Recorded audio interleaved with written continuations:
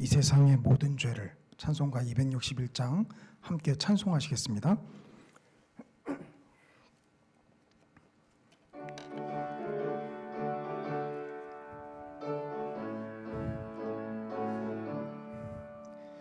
이 세상의 모든 죄를 밝히시는 주의 보혈, 성자 예수 그 귀한 피 찬송하고 찬송하세.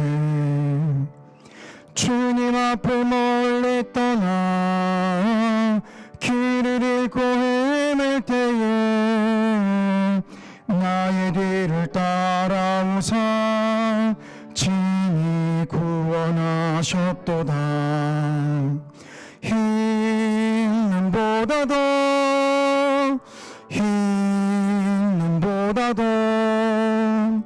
주의 흘리신 보혈로 희게 씻어 주옵소서. 가시관을 쓰셨으니 피로 얼굴 물드셨고 십자가의 모진 고통 나를 위해 당하셨네. 말로 형용할 수 없는 구세주의 구속하신 그 은혜와 크신 사랑 찬송하고 찬송하세. 힘보다도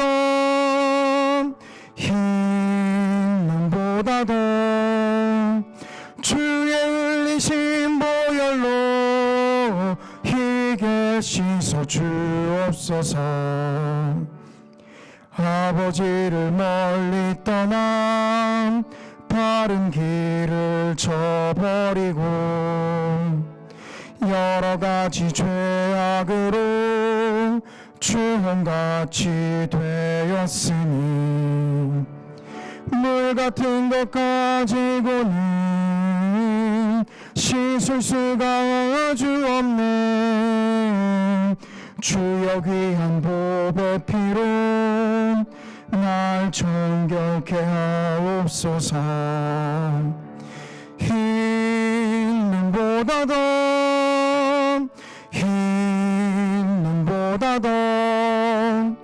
주의 흘리신 보혈로 희게 씻어 주옵소서. 아멘.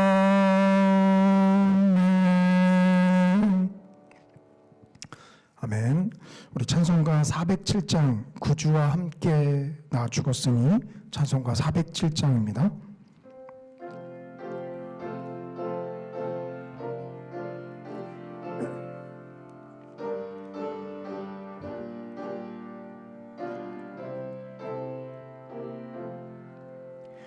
구주와 함께 나 죽었으니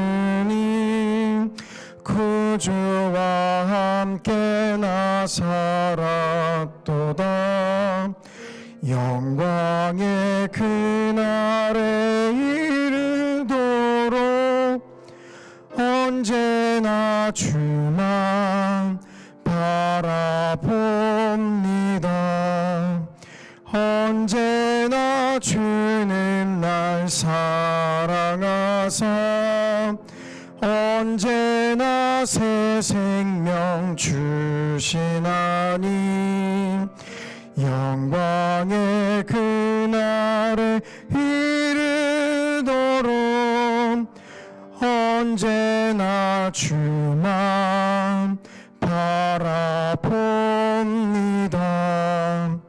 마음속에 시험을 받을 때와 무거운 근심이 있을 때에 주께서 그때도 같이 하사 언제나 나를 도와주시네. 언제나 주는 날 사랑하사 사랑하사 언제나 새 생명 주시나니 영광의 그날에 이르도록 언제나 주만 바라봅니다. 뼈 아픈 눈물을 흘릴 때와 쓰라린 마음으로 탄식할 때 주께서 그때도 같이 하사 언제나 나를 생각하시네. 언제나 주는 날 사랑하사 언제나 새 생명 주시나니 영광의 그날에 이르도록 언제나 주만 바라봅니다. 내 몸의 약함을 아시는 주 못 고칠 질병이 아주 없네. 괴로운 날이나 기쁜 때나 언제나 나와 함께 계시네. 언제나 주는 날 사랑하사 언제나 새 생명 주시나니 영광의 그날에 이르도록 언제나 주만 바라봅니다.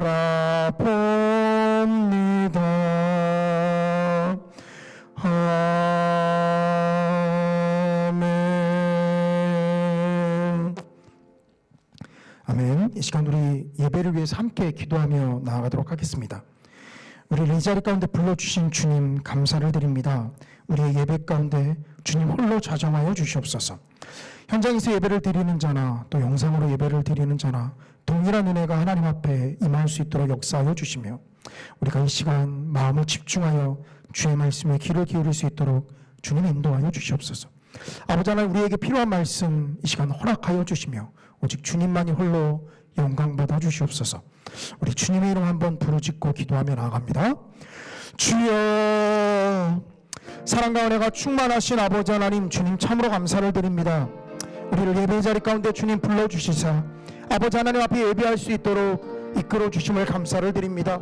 주님께서 부르셨사오니 이 시간 우리 주님의 십자가의 보혈로서 우리를 덮어주시어서 우리 안에 정결치 못한 모든 것들 주님 맑게 씻어주시며 아버지 하나님의 온전한 자로 주님 앞에 예배할 수 있도록 아버지 하나님 인도하여 주시옵소서. 사랑과 은혜가 충만하신 아버지 하나님, 우리 주님의 십자가의 보혈의 능력을 의지하여 주님 앞에 나아갑니다. 아버지, 이 시간 주님만이 우리 예배 가운데 홀로 자정하여 주시며 우리의 예배를 주님 받아주시옵소서. 아버지, 각 성도님들에게 필요한 말씀 주님 허락하여 주시기를 원합니다. 생명 되신 아버지 하나님, 이 시간 각 처소에서 또 현장에서 아버지 하나님 또한 영상으로 예배를 드리는 성도님들에게 아버지 하나님께서 예비하신 합당한 은혜가 충만하게 임할 수 있도록 주님 인도하여 주시옵소서. 성령 하나님, 우리의 예배의 시종일관을 주님만을 의지하며 나아갑니다. 우리의 힘이 아니라 주님의 능력으로 역사하여 주시옵시며 우리의 지혜가 아니라 아버지 하나님의 십자가의 능력으로서 주님 역사하여 주셔서 아버지 그 말씀 앞에 우리의 온전치 못한 모습들을 돌아보는 시간 되게 도와주시옵시며 주님 무엇보다도 감당하지 못한 부족한 자를 주께서 세우셨습니다. 아버지 하나님, 입술의 권세를 도하여 주시옵시며 오직 성령 하나님께서 능력으로 역사하여 주셔서 각 성도님들의 심령 가운데 필요한 말씀 또한 주님께서 우리에게 하시고자 하는 말씀 온전하게 증거되어지는 시간 될 수 있도록 아버지 인도하여 주시옵소서. 살아계신 아버지 하나님, 주님께서만 홀로 영광 받아 주시옵소서. 우리가 주님께만 찬양을 올려드립니다. 우리의 찬양을 기뻐 받아 주시옵소서. 아버지 하나님, 이 시간 주께서 좌정하사 마치는 순간까지 역사하여 주시옵소서.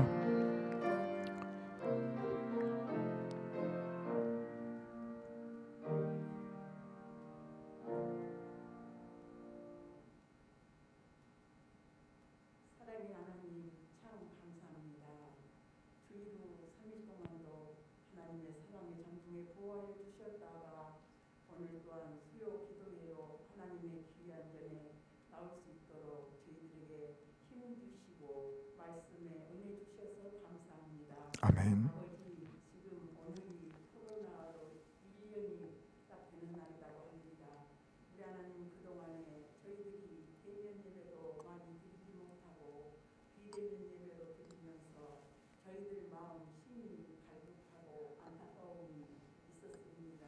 그러나 새벽마다 하나님의 귀한 전에 나와서 기도할 수 있는 시간 허락하여 주심을 진심으로 감사를 드립니다. 아멘. 또한 저희 성산교회 코로나19를 아버지 문제받지 못하도록 지켜주신 그 은혜도 감사합니다. 저희들 건강해서 하나님 앞에 나와 예배 드리게 하심도 정말로 감사합니다. 저희들 예배를 드리지 못할 때 그 안타까운 마음, 또 답답한 마음, 간절한 마음이 있었지만 아버지 대면 예배를 드려도 이와 같이 많은 자리가 비어 있습니다. 우리 하나님, 저희들 마음에 확성하는 마음 주셔서 정말로 지금까지 비대면 예배로 드리면서 안타까웠던 마음, 또한 답답했던 마음을 다 하나님 앞에 나와 아버지 간절히 기도하며 하나님께 찬양하며 말씀 들을 수 있는 그 은혜를 허락하여 주시옵소서. 저희들 마음이 많이 회의된 가운데 있사오니 이제는 대면 예배로 드릴 때에 모든 성도님들이 다 나와서 하나님 앞에 기쁨과 감사가 넘쳐 흘리는 예배 드릴 수 있도록 우리 하나님 도와 주시옵소서. 아멘. 아버지, 저희들 정말로 저희들 힘으로는 아무것도 할 수 없다는 걸 느꼈습니다. 이 코로나19로 인해서 1년 동안 힘들고 어려웠지만 저희들이 참고 견디며 또한 나라에서 정한 수칙들을 잘 지켜서 이만큼도 감사합니다. 이와 같이 무서운 속에서도 우리나라에 두 곳이 코로나가 한 사람도 나오지 못하는 곳이 있답니다. 전남 창원과 인천 공진군입니다.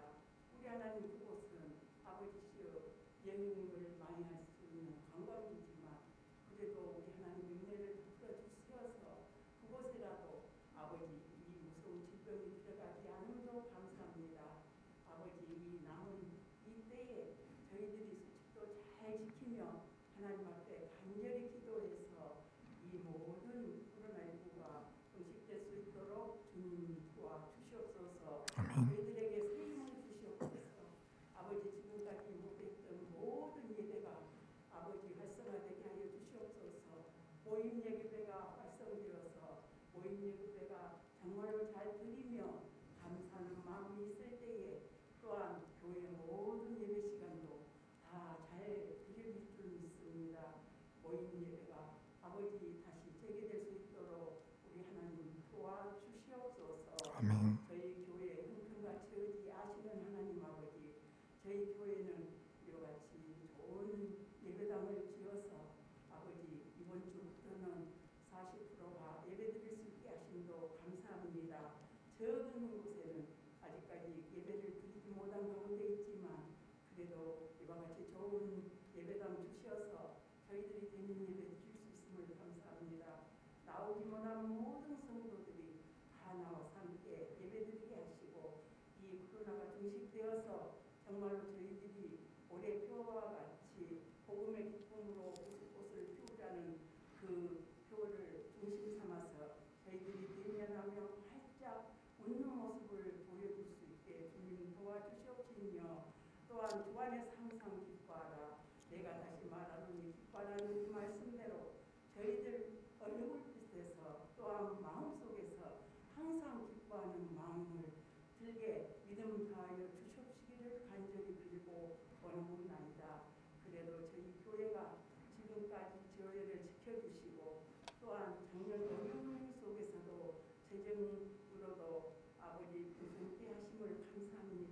저희들의 생활이 날로 감사의 조건이 늘어날 수 있도록 가정에 꼭 주시옵소서. 또한 저희들이 마음과 정성을 다하여 하나님을 섬기게 하여 주시옵소서. 아버지, 무슨 일을 하든 내 의지로 내 마음대로가 아니라 하나님의 말씀대로 하나님의 뜻대로 순종하는 삶 사는 저희들 되게 주님 도와주시옵소서. 아버지, 지금 어려운 시기에 아버지 성교하는 선교사님들에게 은혜를 베풀어 주시고 눈동자와 같이 보호하여 주셔서 아버지 다시금 성교가 활성화될 수 있도록 주님 도와주시옵시며 저희들과 목표한 30교회 개척과 300명의 선교사를 아버지 두고져 기도 중에 있습니다.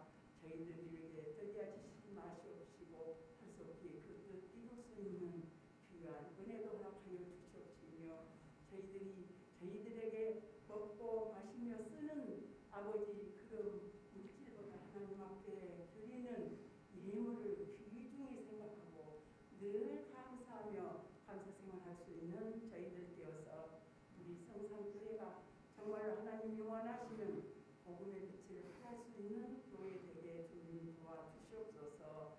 목사님과 부교장님들에게도 은혜를 베풀어 주셔서 정말로 하나님이 원하시는 사역을 잘 감당할 수 있도록 영육간에 강건함을 허락하여 주시옵소서. 아멘. 또한 이 나라 민족을 불쌍히 여기시고 긍휼히 여겨 주시옵소서.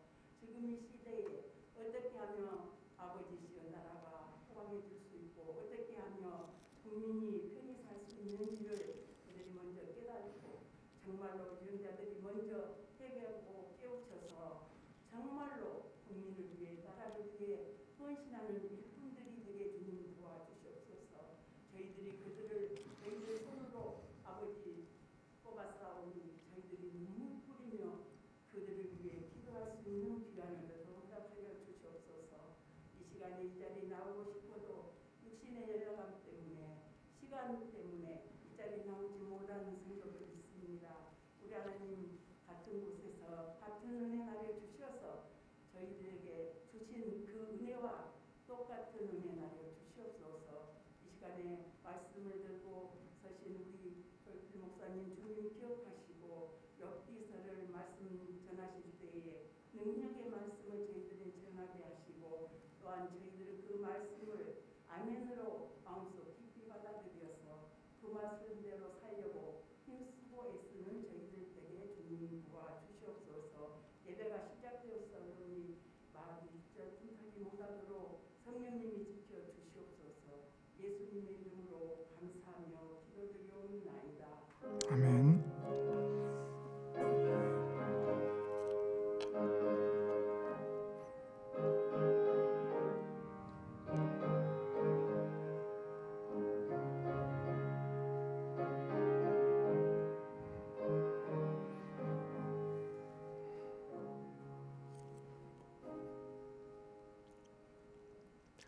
이 시간 우리에게 주시는 하나님 말씀은 욥기 4장 12절에서 21절까지 말씀입니다. 제가 가진 성경은 구약성경 764쪽에 있습니다. 욥기 4장 12절에서 21절까지 제가 봉독하겠습니다.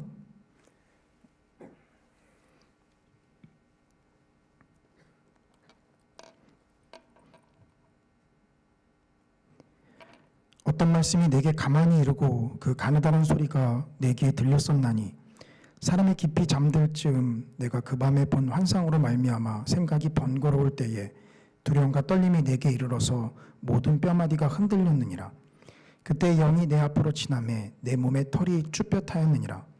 그 영이 서 있는데 나는 그 형상을 알아보지는 못하여도 오직 한 형상이 내 눈앞에 있었느니라.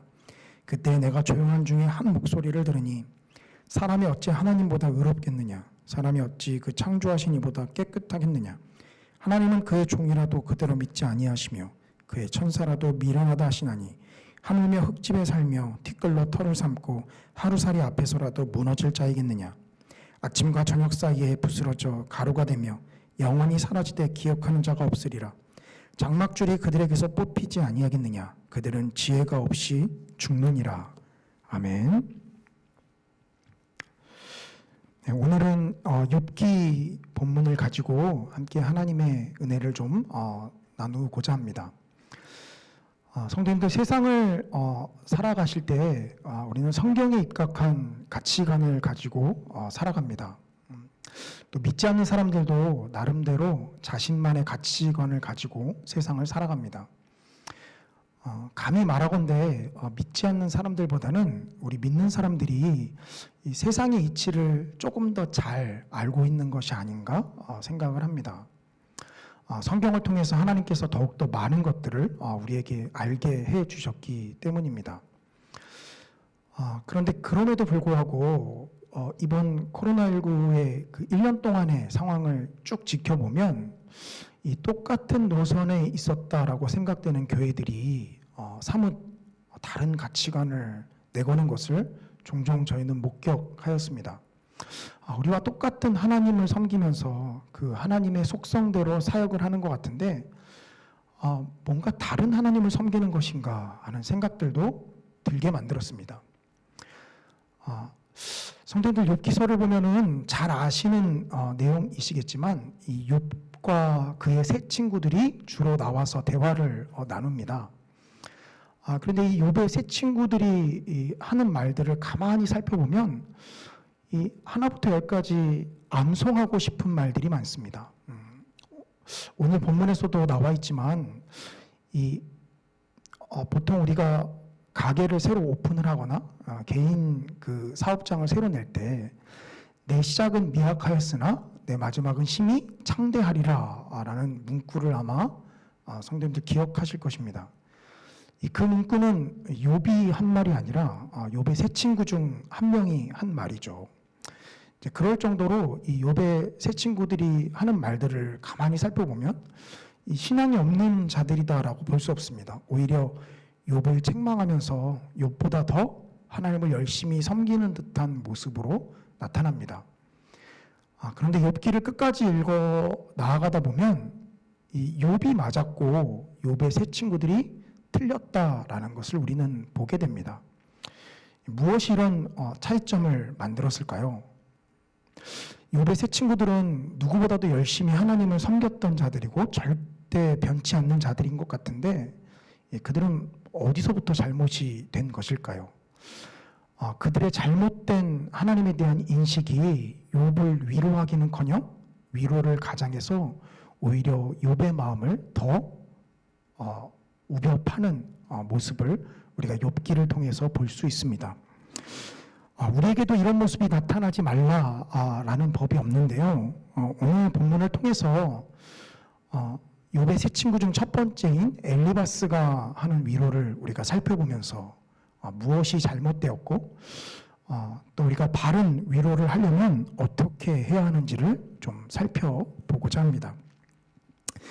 먼저 욥기를 우리가 구체적으로 살펴보기 전에 세상의 이치가 아마 아주 간단하려면 사실 하나의 명제가 그대로 현실처럼 이루어지면 됩니다.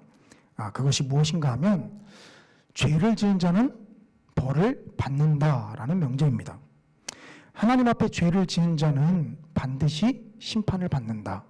그리고 그것과 더불어서 하나님을 섬기는 자는 반드시 복을 받는다. 이 두 가지 명제가 확실하게 이루어지고 우리의 눈으로 목도가 된다면 아마 전도하기는 너무 쉬워질 것입니다. 그리고 세상을 그렇게 복잡하게 바라볼 일도 없겠죠.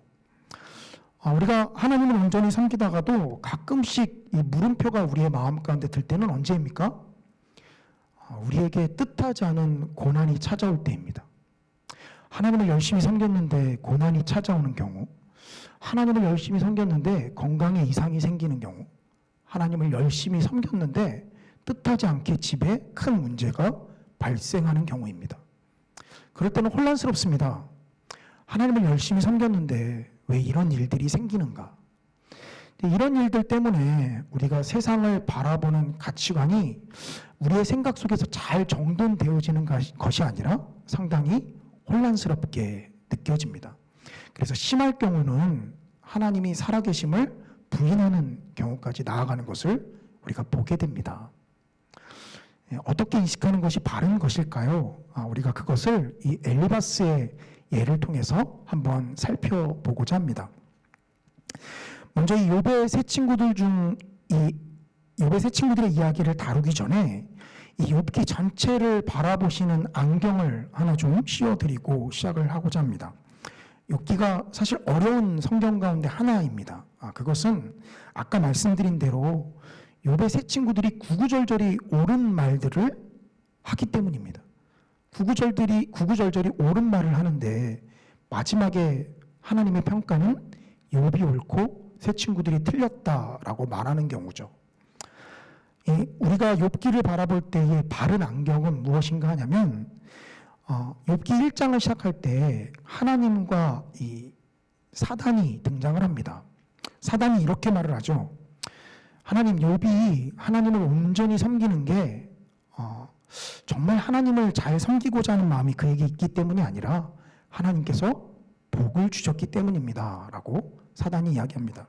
즉 하나님께서 그 복을 가져가시면 욥은 하나님을 떠날 것입니다 라는 것이죠. 그런데 하나님은 누구보다도 욥을 신뢰하셨습니다. 그래서 그의 목숨은 해하지 말고 너의 마음대로 하라 라고 하나님께서 말씀하시죠.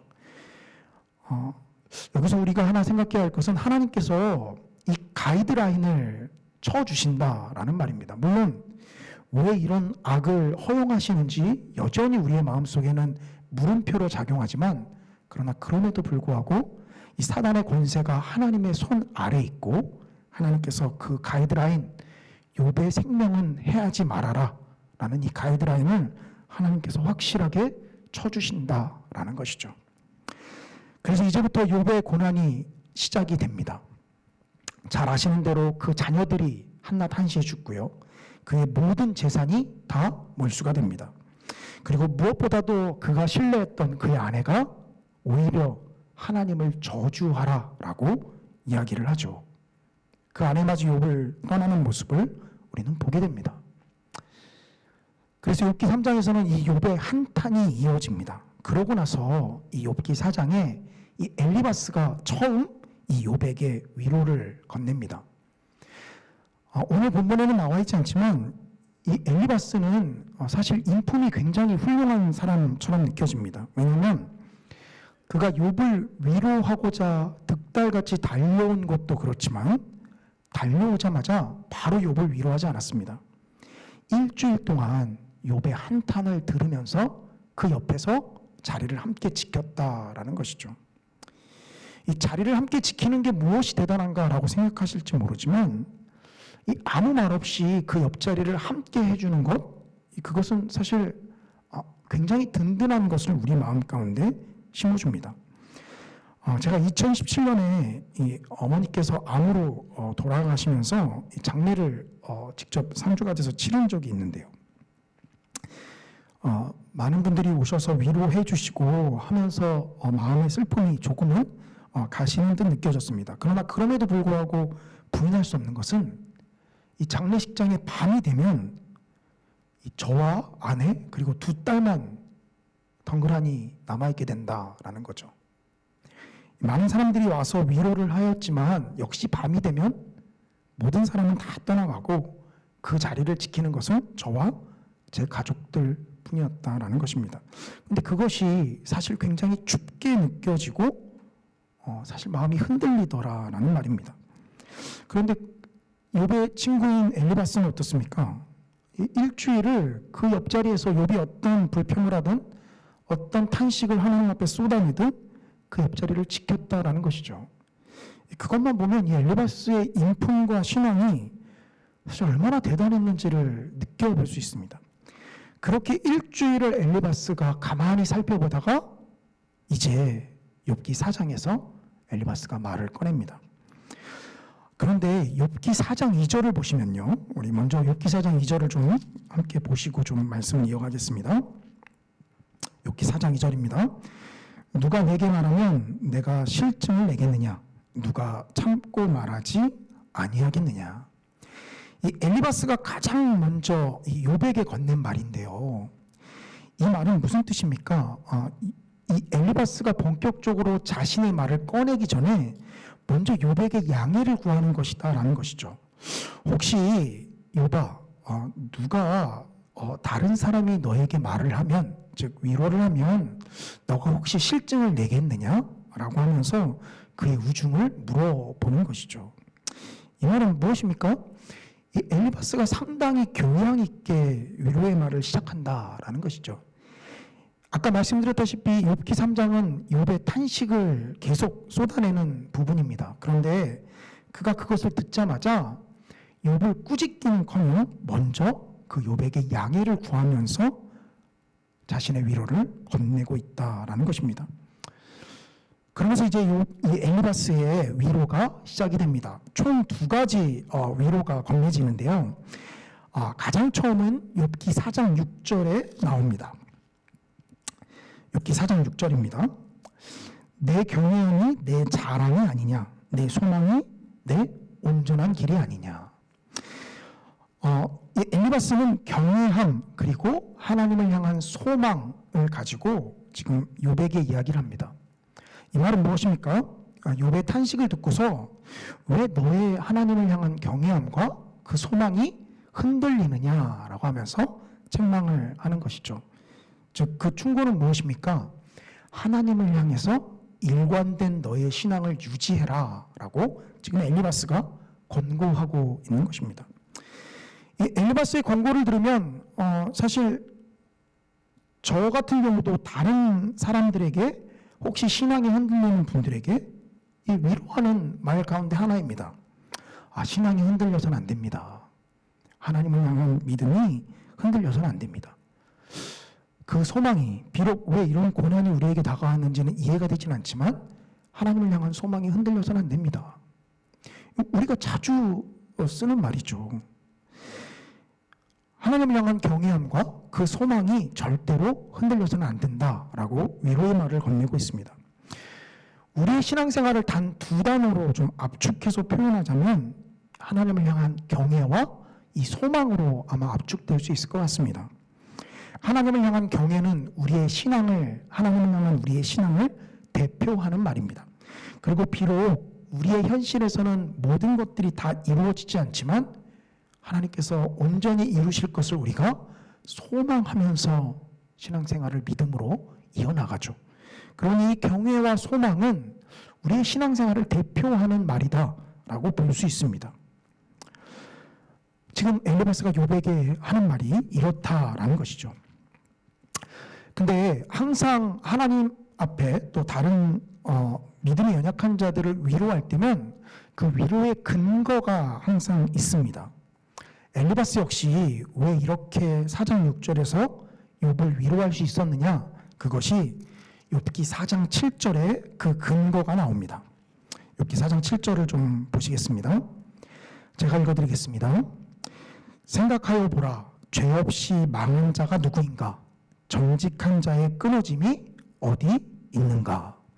이 욥기 4장 7절을 보면 이 욥기 4장 6절에서 이 욥이 엘리바스가 욥에게 권고하는 말에 이 근거가 나옵니다. 즉, 이 엘리바스가 평소에 어떠한 가치관을 가지고 있었는지를 이 욥기 4장 7절이 보여준다라는 것이죠.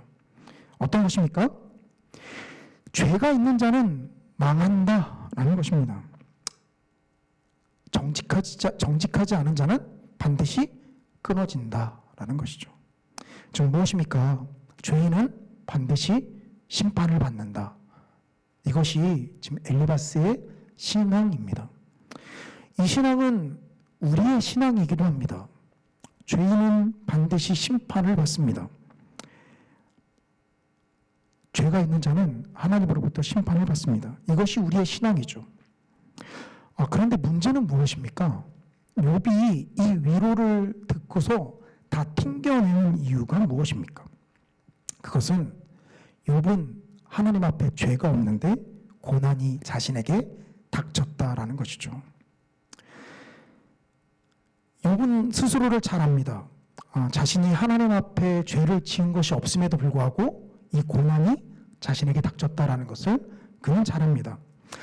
우리가 욥기를 보면 욥이 지금 착각하는 것 아닌가? 혹시 그의 수문제가 있는 것 아닌가? 성경은 분명히 죄 없는 자가 없다라고 했는데 욥이 사람인 이상 그도 인식하지 못하는 죄가 있었던 것이 아닌가. 그리고 그 죄 때문에 이러한 고난이 그에게 닥친 것이 아닌가라고 생각하기 쉽습니다.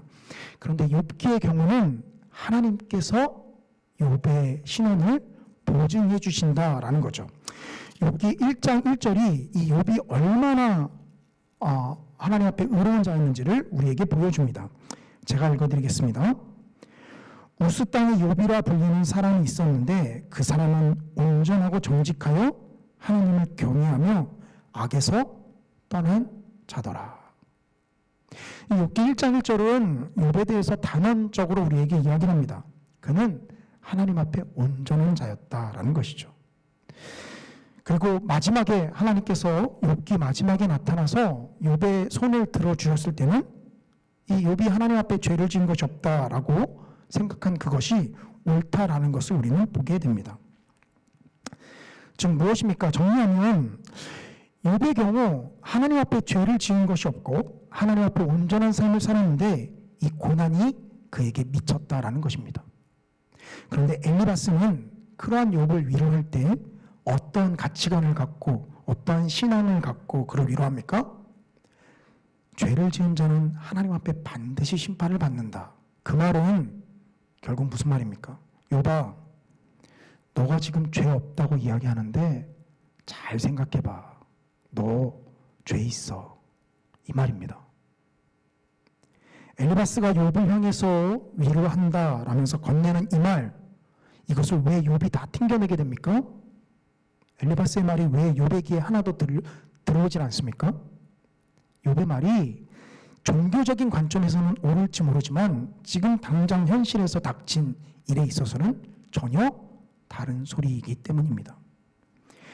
욥은 하나님 앞에 죄를 지은 것이 없지만 이 고난이 그에게 들이닥쳤습니다. 그래서 욥은 번뇌하고 있습니다.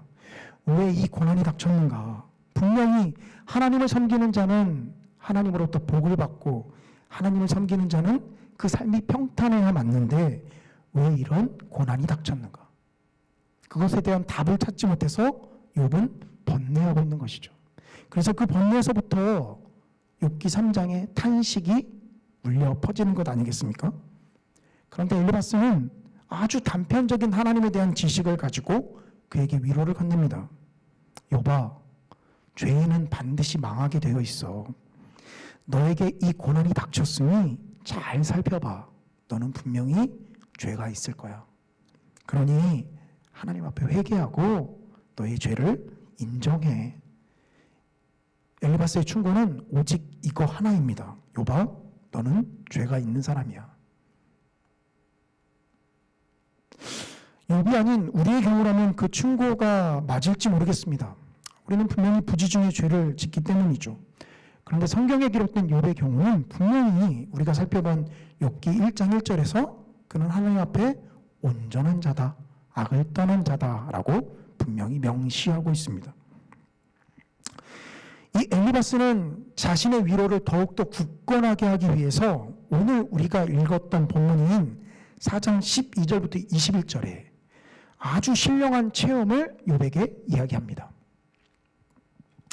자신의 말을 욥이 듣지 않는 것처럼 느껴지니까 자신의 말이 얼마나 권위가 있는지를 자신이 겪었던 이 체험을 통해서 욥에게 이야기를 하는 것이죠. 12절부터 16절까지인데요. 조금 길긴 하지만 제가 다시 한번 좀 읽어드리겠습니다. 어떤 말씀이 내게 가만히 이르고 그 가느다란 소리가 내 귀에 들렸었나니 사람이 깊이 잠들 즈음 내가 그 밤에 본 환상으로 말미암아 생각이 번거로울 때에 두려움과 떨림이 내게 이르러서 모든 뼈마디가 흔들렸느니라. 그때 내 영이 앞으로 지나매 내 몸의 털이 쭈뼛하였느니라. 그 영이 서 있는데 나는 그 형상을 알아보지는 못하여도 오직 한 형상이 내 눈앞에 있었느니라. 그때 내가 조용한 중에 한 목소리를 들으니. 그러니까 무엇입니까? 이제 내가 너에게 또 다른 위로를 할 텐데 이 말은 어디서부터 왔다라는 것입니까? 이 신령한 체험으로부터 나에게 임한 말씀이다라는 것이죠.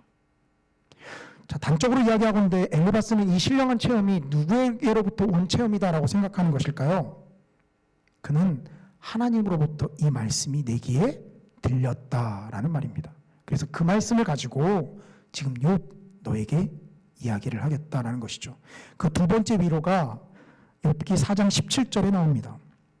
사람이 어찌 하나님보다 의롭겠느냐? 사람이 어찌 그 창조하신 이보다 깨끗하겠느냐? 앞에서도 이야기한 것과 똑같은 말인데요. 욥이 받아들이지 않자 욥아, 사람이 어떻게 하나님보다 깨끗하고 의롭겠니? 분명히 너 죄가 있다니까. 잘 생각해봐. 엘리바스의 위로는 계속 이 관점에 머뭅니다. 자, 엘리바스가 자신의 말에 권위적인 것을 세우기 위해서 인용한 이 신령한 체험, 이거 정말 하나님으로부터 온 것일까요? 사장 12절부터 16절에 기록된 이 영, 한 영으로부터 들렸던 이 말씀, 이거 정말 하나님으로부터 온 것일까요? 4장 12절을 보면 이게 하나님으로부터 온 것인지 아닌지가 이 다른 성경과의 비교를 통해서 명확하게 드러날 수 있습니다. 4장 12절만 제가 좀 다시 한번 읽어드리겠습니다. 어떤 말씀이 내게 가만히 이르고 그 가느다란 소리가 내 귀에 들렸었나니. 먼저 이 어떤 말씀이 가만히 내게 이르렀다라고 이야기를 합니다. 근데 어떤 말씀인지가 명확하게 표현되어 있지 않습니다. 그런데 여러 구약 성경의 선지자들에게 하나님의 말씀이 임할 때는 하나님은 자신이 누구인지를 명확하게 밝히십니다. 주 여호와의 말씀이니라. 이것이 여러 선지서에서 우리의 귀에 못이 박히게 등장하는 말씀입니다. 주 여호와의 말씀이니라. 무엇입니까? 하나님이 그렇게 말씀하실 때는 자신이 누구인지를 분명하게 그의 종 선지자들에게 말씀하셨다라는 것입니다. 그런데 엘리바스가 경험한 이 말씀은 어떻습니까? 어떤 말씀이 내게 이르렀다라고 이야기합니다. 자신의 신원을 명확하게 밝히지 않습니다. 그 영이 어떤 영인지, 그 말씀이 어떤 말씀인지 정확하게 이르지 않습니다. 그리고 또 하나, 이 가만히 이르렀다라는 이 동사는 히브리어 가나브라는 동사인데요. 이 동사가 이 예레미야 선지서에서는 이 거짓 선지자들을 향해서 쓰입니다. 이 가만히 이르다라는 이 가나브라는 히브리어는 이 훔치다라는 뜻도 있는데요. 이 예레미야 23장 30절에서 31절까지 말씀입니다.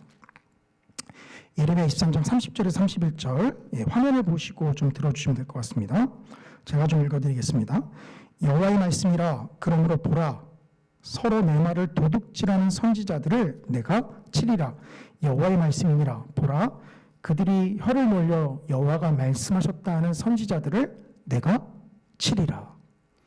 여기 선지자라고 명명된 자들은 거짓 선지자들입니다. 하나님이 말씀하시지 않으셨는데 하나님의 이름을 빌려 하나님이 내게 말씀하셨다라고 예레미야의 뺨을 친 그 거짓 선지자들입니다. 그런데 30절에 뭐라고 이야기합니까? 도둑질하는 선지자들이라고 표현합니다. 여기 도둑질하다라는 이 동사에 이 히브리어 가나브라는 동사가 사용됩니다. 그러니까 즉 가만히 이르렀다라는 이 말은 하나님의 말씀이 이르렀을 때는 적절한 표현이 아니다라는 것을 볼 수 있습니다. 즉 그러니까 이 본문을 가장 처음 접하는 사람들에게 이 말씀을 딱 보자마자 그들은 어떤 판단이 설 수 있었을까요? 이거는 하나님이 그의 종 선지자들에게 이야기할 때랑은 조금 다른 것인데? 라고 그들은 명확하게 알 수 있었을 것입니다. 그리고 이 외에도 사실 수많은 예를 들 수 있습니다. 이 12절에는 가느다란 소리가 내게 들렸느니라 라고 표현하는데 이 욥기 38장에 가면 하나님께서 욥에게 말씀하시지 않습니까? 그런데 아주 우렁찬 소리로 욥에게 말씀하십니다. 그리고 거기서는 하나님이 욥에게 마치 일방통행처럼 자신의 입장을 막 쏟아내지 않습니다. 가만히 보시면 욥아, 너가 한번 대답해봐라 라고 하면서 하나님이 얼마나 놀라우신 분이신지를 이야기하시죠. 그런데 오늘 본문에 등장하는 이 영은 어떻습니까? 대답의 기회를 주지는 않고 가만히 이르러서 그냥 나직한 소리로 엘리바스에게 이야기를 하고 있다라고 볼 수 있습니다. 우리가 이상의 상황에서 보면 이 영은 하나님으로부터 온 영이 아님을 또한 볼 수 있습니다. 그리고 이에 더불어 더 확실한 증거가 있는데요. 이 우리나라의 구약학자 중에 김성진 박사님이라는 분이 계십니다. 이분이 이 영에 사용된 이 명사가 이 남성 명사로 사용됐다라는 것을 밝히고 있는데요. 이브리어는 남성 명사인지 여성 명사인지가 구분이 됩니다. 그것이 이제 함께 쓰이는 동사로 구분이 되는데, 문제는 뭐냐면 하나님이나 사람이 영을 이야기할 때는 이 명사가 항상 여성 명사로 표현된다라는 것이죠. 그런데 이 남성 명사로 표현되는 것이 이 구약 성경이 등장을 하는데, 욥기 1장 7절에 이 사단의 영을 향해서 표현할 때도 남성 명사를 사용하고 있다라고 이제 이 김성진 박사님이 이야기를 합니다. 그러니까 우리가 이런 것들을 통해서 살펴보면 이 본문에서 이야기하고 있는 이 영은 하나님의 영이 아니라 사단의 영임을 볼 수 있습니다. 그러니 우리가 욥기 전체로 좀 시각을 좀 펼쳐보면요, 처음에 등장했던 이 사단 어디로 사라졌습니까? 분명히 욥기 1장 2장에서는 사단이 하나님 앞에 나와 내가 욥을 한번 흔들어 보겠습니다 라고 이야기를 했는데, 이 사단 어디로 사라졌습니까? 바로 이 세 친구들의 입을 통해서 욥을 향해서 정죄의 메시지를 쏟아내고 있다라는 것이죠. 참으로 놀라운 것은 욥이 하나님의 이름을 들먹이면서 이야기를 하고 욥의 세 친구들이 하나님의 이름을 들먹이면서 이야기를 하고 있다라는 것입니다. 하나님을 부인하는 게 아니라 하나님의 이름을 들먹이면서 이야기를 하고 있다라는 것이죠. 코로나19를 통해서 참 많은 교회의 민낯이 드러납니다. 그리고 그 가운데는 분명히 잘못된 노선을 걷고 있는 교회들이 속속히 나오고 있는 것을 보게 됩니다. 최근에는 BTJ 열방센터 같은 경우도 한쪽으로 치우친 잘못된 성경관을 가지고 이 잘못된 해석을 가지고 다가가고 있죠. 이 왜곡된 하나님을 인정하고 있고 하나님을 섬기고 있고 또 누구보다도 인격적이고 교양 있게 이 엘리바스가 다가온다라고 해서 이 모든 것을 다 묵인하기에는 너무 그 위로가 날카롭습니다. 왜곡된 하나님에 대한 그릇된 성경관이 이 잘못된 위로를 충분히 낳을 수 있다라는 것이죠. 욥이 왜 그의 위로를 다 튕겨냅니까? 7일 동안 자신과 함께 있어준 그 고마운 친구, 누구도 감히 그렇게 하지 못하는 그 친구를 향해서 왜 욥은 그 말을 다 튕겨냅니까? 자신이 생각하는 하나님과는 너무도 거리가 있는 하나님을 엘리바스가 이야기하기 때문이죠. 이 단편적인 하나님에 대한 짧은 지식을 가지고 이야기하기 때문입니다. 욥이 왜 까닭없이 고난을 당합니까? 이 질문은 우리가 하나님을 믿는 우리가 왜 까닭없이 고난을 당해야 합니까? 라는 질문으로 확장됩니다. 성경에서 다루기 가장 힘든 난해한 주제 중에 하나는 역시 고난의 문제입니다. 저 역시 목사로서 성도님들에게 이 고난에 대해서 정말 명확하게 이렇습니다 라고 좀 이야기해 드리고 싶은데, 성경은 고난에 대해서 살펴보면 살펴볼수록 여전히 우리가 감히 범접해보지 못하는 미지의 영역을 계속 남겨둡니다. 마치 고난을 우리가 여전히 컨트롤할 수 없을 만큼 미지의 영역을 남겨두시는 것처럼, 하나님께서 도무지 그 영역을 허락하시지 않는 것처럼 고난에 대해서 생각하면 명확한 답보다는 물음표만 우리 마음 가운데 나타나게 되죠. 그래서 우리는 신약 성경에서 하나님의 복음을 전한 사도 바울이 이 고난의 문제를 어떻게 다루는지를 살펴보므로 조금 그 해답을 찾고자 합니다. 물론 고난이 왜 발생했으며 왜 여전히 고난을 당해야 하는지에 대해서는 여전히 그 답변은 부족할 수 있습니다.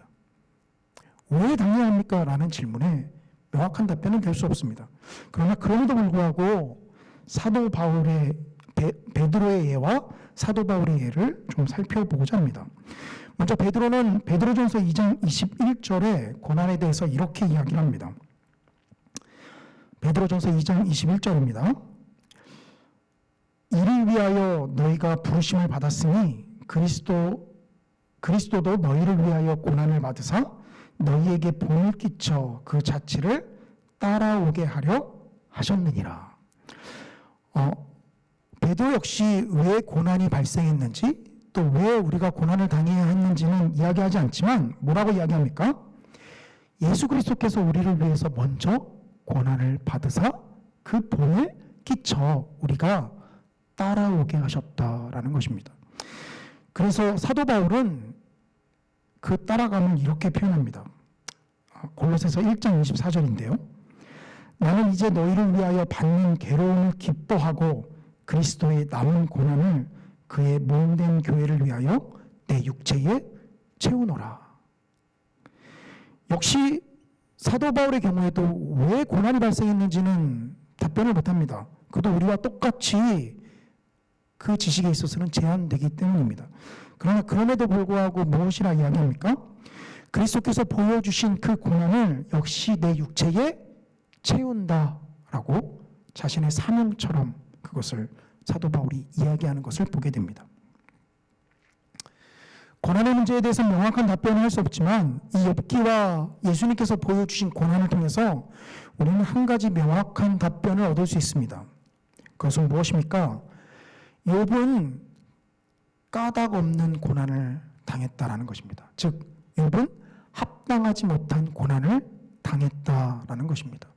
근데 그것은 욥의 입장에서는 굉장히 억울할 수 있지만 무엇을 보여줍니까?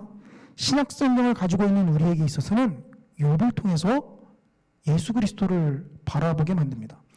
욥의 까닭 없는 고난, 합당하지 못한 고난을 그가 당한 것, 이것은 예수님께서 십자가에서 합당하지 못한 고난을 당하신 것을 우리에게 너무도 명확하게 보여줍니다.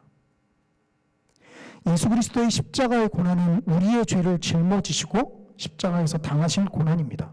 즉 그리스도께서는 당하기에 합당하지 않은 고난이다라는 것이죠. 죄 없으신 그분이 그런 고난을 당할 이유가 하나도 없다라는 것입니다.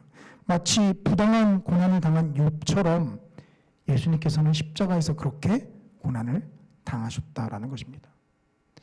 부당한 것을 왜 당해야 합니까? 라는 질문에는 명확한 답변이 되지 않지만 그러나 그럼에도 불구하고 예수님께서 당하신 그 고난을 우리 역시 능히 감당하며 나아가겠다라는 것으로 좀 바라볼 수 있습니다. 물론 이런 생각을 가지고 이런 가치관을 가지고 신앙생활을 한다 하더라도 고난이 우리의 삶 가운데 닥치면 우리의 마음이 흔들리는 것이 사실입니다. 아무리 그런 생각을 가지고 있더라도 고난이 직접 우리에게 들이닥치면 참으로 힘듭니다. 이렇게 위로하는 저 역시 고난이 제 피부에 확 다가온다면 저 역시 마음이 흔들릴 것입니다. 그런데 명심하실 것은 하나님께서 그런 흔들림조차 허락하지 않으시느냐 하는 것입니다. 말씀드렸다시피 욥기 3장은 욥의 탄식으로 이루어졌다라고 말씀드렸습니다. 욥은 자신이 태어난 날을 저주합니다.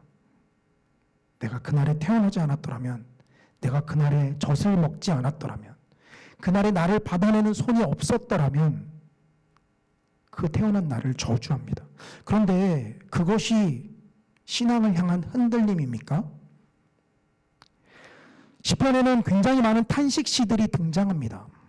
이 욥의 탄식 역시 그 탄식시 가운데 하나다라고 볼 수 있는데요. 시편에 굉장히 많은 탄식시들은 하나님을 향한 부인을 표현하지 않습니다. 당한 아픔에 대해서 찌르면 헉 소리가 나듯이 우리 마음의 아픔을 표현하고 있지만 그러나 시편에 등장하는 탄식시들은 그럼에도 불구하고 하나님을 향해서 여전한 신뢰를 표현합니다. 물론 욥기 3장에는 욥이 그 3장 안에서는 탄식을 하면서 하나님을 향한 신뢰를 표현하는 것이 없지만 이후에 친구들과의 대화 가운데 살펴보면 여전히 하나님이 왜 이런 고난을 자신에게 주셨는지는 이해하지 못하지만 그가 하나님을 부인하거나 저버리지 않는 모습을 보게 됩니다. 고난을 당하는 우리의 자세는, 혹은 고난을 당한 우리 주변의 성도님들을 위로하는 우리의 자세는 어때야 합니까? 말씀을 정리하면 먼저 하나님에 대한 바른 신앙이 성립되어 있어야 합니다. 하나님의 심판과 저주만을, 그 율법을 어기면 심판과 저주만을 퍼붓는 하나님에 대한 생각만 우리의 마음 가운데 확 있으면, 죄송하지만 그분에게는 그리스도의 고난의 십자가가 아무 의미가 없을 것입니다. 하나님의 공의는 그리스도의 십자가로 인해서 자비의 정점을 우리에게 보여줍니다. 잘못된 하나님에 대한 생각은 다른 사람들을 위로한다라고 썼지만 그 위로가 그분들에게 아픔으로 다가설 수 있습니다. 하나님에 대한 바른 생각을 가지고 이 고난 앞에 우리 역시 겸손하여져서 다른 사람의 아픔을 돌아보고 그 가운데 역시 하나님을 향한 온전한 신뢰와 소망을 불어넣어 주어야 하겠습니다. 우리가 직접 대면 예배하지 못하였지만 많은 성도님들이 또 병원에서 또 많은 치료를 받으시는 소식들을 종종 접하게 됩니다. 늘 받았던 치료이지만 늘 받았던 것이기에 또 똑같은 아픔이 다가왔을 때 그 아픔은 정말 말로 표현하기 힘들죠. 과거에 힘든 수술을 당하신 분들이 또 똑같은 수술을 받는다라고 할 때 얼마나 진절머리 나겠습니까?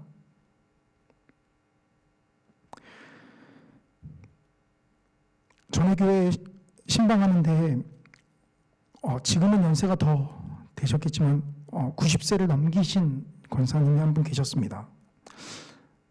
신방을 하면 내내 하시는 말씀이 가만히 있어도 몸이 아프다라는 것이었어요. 젊은 저로서는 잘 이해가 되지 않죠. 그런데 누워도 아프고 일어나도 아프고 눈만 뜨면 아프다라는 것을 항상 이야기하십니다.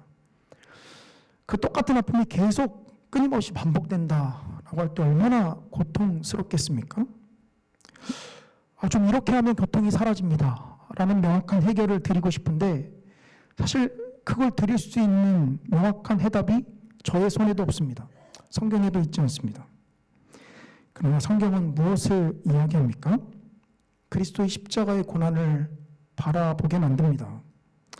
우리에게 닥친, 우리가 생각하기에 합당하지 못한 고난들, 감당하지 못한 힘든 일들, 물론 여전히 왜 그런 고통을 당해야만 하는지 물음표이긴 하지만, 그러나 그럼에도 불구하고 그 고난을 통하여서 부당한 고난을 당하신 예수님을 바라봅니다. 우리의 죄 때문에 받지 않아도 될 그 부당한 고난을 당하신 예수 그리스도의 십자가를 바라봅니다.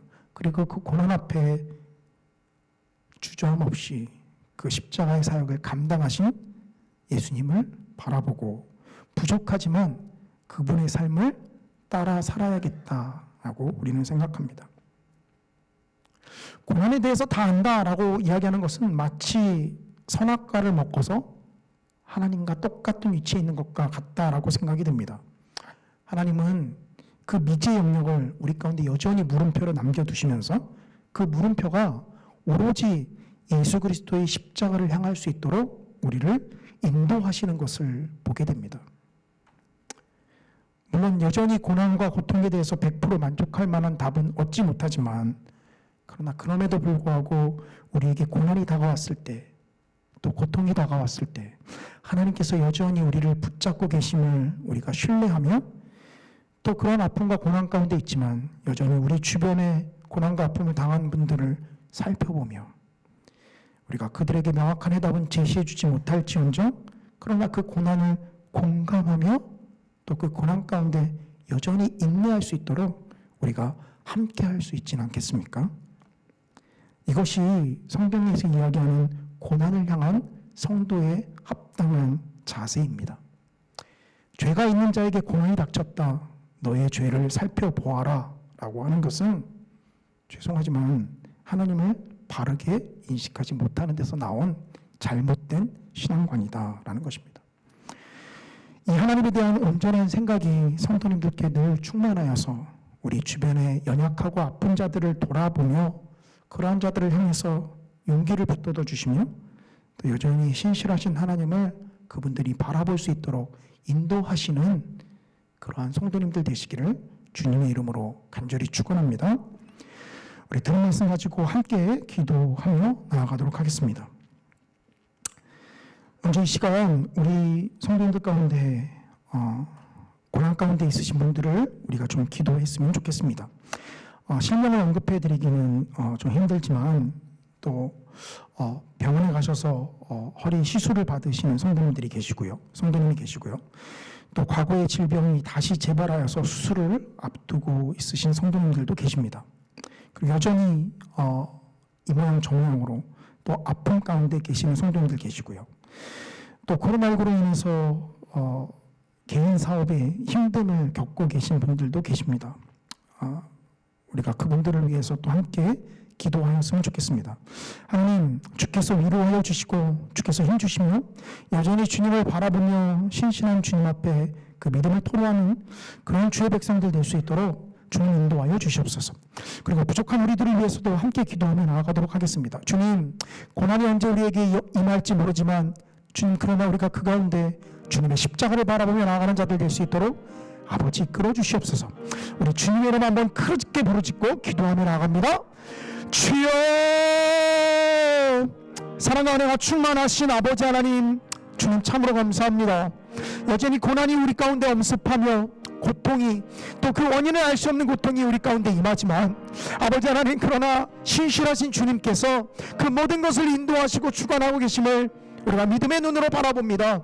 아버지 하나님, 우리가 여전히 왜 이런 고통 가운데 있어야 하며 왜 이런 아픔을 겪어야 하며 왜 과거에 당했던 그 아픔들이 여전히 우리 가운데 다시 다가와야 하는지는 우리가 명확하게 알 수는 없지만, 그러나 주님, 뜻하지 않는 그 고난을 당하신 우리 주 예수 그리스도의 십자가의 능력을 바라보며 우리가 또한 마음의 위안을 삼기를 원합니다. 아버지 하나님, 우리 아픔 당하고 계신 성도님들을 주님 위로하여 주시옵소서. 육체의 연약함으로 또 마음의 힘듦으로 아버지 하나님, 이 모양 저 모양으로 고난 가운데 계신 성도님들을 주님 위로하여 주시기를 원합니다. 아버지 하나님, 그 육체의 질병을 주님 낫게 하여 주시옵시며 아버지 하나님, 마음에 주님을 향한 온전하지 못한 모습들 주님 치유하여 주시며 아버지 하나님, 그 마음을 주께서 위로하여 주셔서 예수 그리스도의 십자가의 능력으로 아버지 하나님 온전하게 나아가는 우리 성도님들 될 수 있도록 아버지 하나님 인도하여 주시옵소서. 살아계신 아버지 하나님, 우리의 연약함을 위해서도 주님 앞에 기도합니다. 아버지, 여전히 고통이 우리 가운데 나타나면 우리가 움츠러드는 자들입니다. 여전히 그 고난이 우리 가운데 있다라고 한다면 주님께서 말씀하신 그 사명의 길임에도 불구하고 우리의 발걸음이 주저되는 것이 사실입니다.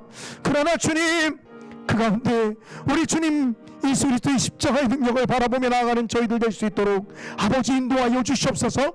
연약한 저희들이지만 아버지 하나님, 여전히 연약한 자들을 위로하며 나아가는 저희들 될 수 있도록 아버지 이끌어 주시옵소서. 살아계신 아버지 하나님, 욥의 세 친구들의 우매한 모습이 우리 가운데 나타나지 않기를 주님께 간절히 구합니다.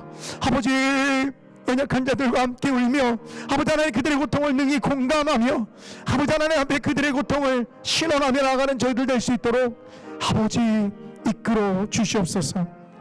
감사하며 모든 말씀 우리 주 예수님의 이름으로 기도합니다.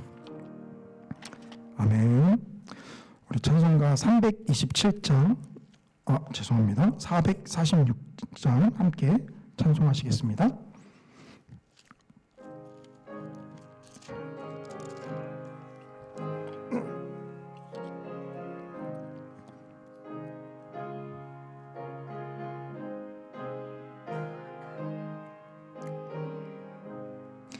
주 음성 외에는 참 기쁨 없도다. 날 사랑하신 주 늘 계시옵소서. 기쁘고 기쁘도다. 항상 기쁘도다. 나 주께 왔사오니 복 주옵소서.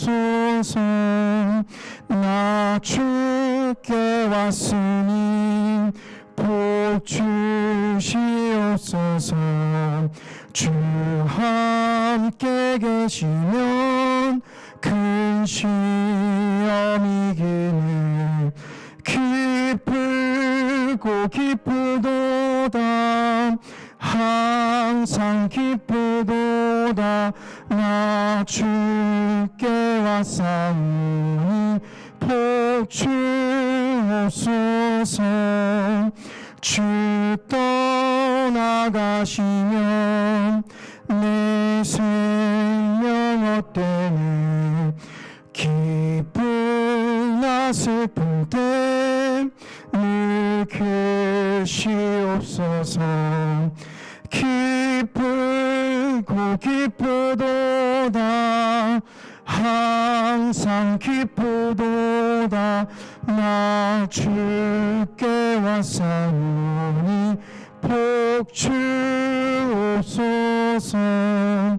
그 귀한 언약을 이루어 주시고 주 명령 따를 때 늘 계시옵소서 기쁘고 기쁘도다 항상 기쁘도다 나 주께 왔사오니 복 주옵소서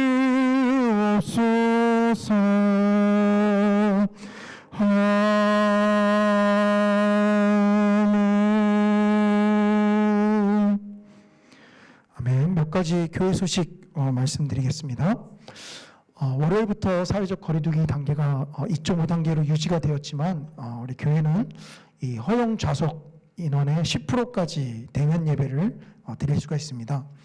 그래서 돌아오는 주일 24일 그리고 31일은 우리가 9시, 11시에 우리 40명까지 현장에서 예배를 드리도록 하겠습니다. 여전히 몸이 불편하시거나 또 마음의 불안이 있으신 성도님들은 우리가 영상으로도 유튜브를 통해서 실시간 중계를 하니까요. 영상으로 예배를 드리시면 되겠고요. 혹시 오셨을 때 본당에 40명이 넘으시면 이 안내위원의 지시를 따라서 미디어실에서 예배를 드릴 수도 있다라는 것을 생각해 두시고 오시면 좋을 것 같습니다. 물론 모든 예배는 저희가 유튜브에 올려놓아서 영상으로 또 예배를 드릴 수 있도록 하겠습니다. 이 꽃꽂이 헌금과 중보기도 헌신자를 모집하고 있습니다. 아직 빈칸이 좀 남아 있는데요. 성도님들께서 오셔서 빈칸에 또 이름을 써주시면 감사하겠습니다. 연말정산 기부금 확인서를 필요로 하신 성도님들께서는 이영차 장로님에게 그 문자로 신청을 해주시고 문자로 신청하실 때 함께 포함시키기를 원하시는 가족의 이름 그리고 추후에 우편으로 받을 수 있는 주소, 우편번호까지 함께 보내주시면 우편으로 보내드리도록 하겠습니다. 그 이후에 다른 소식들은 교회 주보를 참조해 주시면 감사하겠습니다. 우리 주께서 가르쳐 주신 기도로 예배를 마치도록 하겠습니다. 하늘에 계신 우리 아버지여, 이름이 거룩히 여김을 받으시오며 나라에 임하오시며 뜻이 하늘에서 이룬 것 같이 땅에서도 이루어지이다. 오늘날 우리에게 일용할 양식을 주옵시고 우리가 우리에게 죄 지은 자를 사하여 준 것 같이 우리 죄를 사하여 주옵시고 우리를 시험에 들게 하지 마옵시고 다만 악에서 구하옵소서. 대개 나라와 권세와 영광이 아버지께 영원히 있사옵나이다. 아멘.